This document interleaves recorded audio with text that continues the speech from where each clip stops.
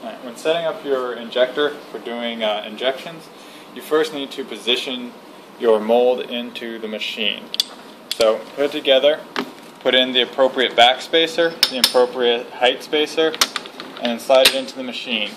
Now you're going to line it up so that the hole is centered on the injector. And then once you have it, you can use this here to slide back and forth until you have it just right. And then once you have it, you just tighten it in like that. Now you'll need to, if your clamp is out, you will need to twist it in. You want it to be about 1 millimeter or 2 away from your part before you start clamping. Now, loading the hopper, you don't want to load it above the actual hole.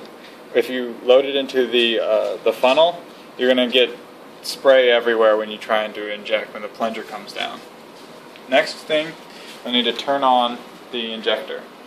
So switch off to on, and you'll see the temperature control start to rise. The temperature control is in Fahrenheit, and generally with this plastic, you start at 300, and you go higher if you have a really thin, long part, or lower if you have a very thick part.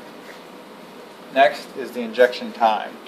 1 to 2 seconds is generally good, depending on what kind of mold you're doing. And then you have the clamp time. This one is the time before and after the injection that the clamp initiates. So right now it's about ½ a second. So ½ a second before the clamp will clamp down, and then ½ a second after the clamp will stay clamped. This is the mold ejection. This will determine how hard or weakly the mold gets pushed out.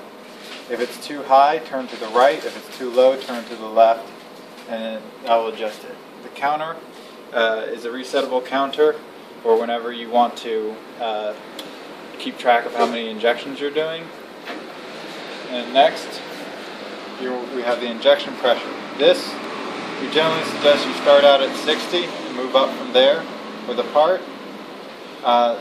Turning this to the left will lower the pressure, right will raise the pressure. Same controls for the clamp pressure. We suggest just setting this at the highest you can for metal molds, and then you'll have to figure out on any composite molds what the good pressure is for not damaging the mold. Okay, once you're ready to inject, you have your mold in place, your chamber's full, you're heated up, and you let it sit for a few minutes so that all the plastic inside is fully melted. You press both green start buttons at the same time. This is a safety feature to make sure that you don't have a hand in there when you try and start it. Now it'll eject the mold, and now you can just pull the mold out immediately, put it back together, slide it in, press the next one.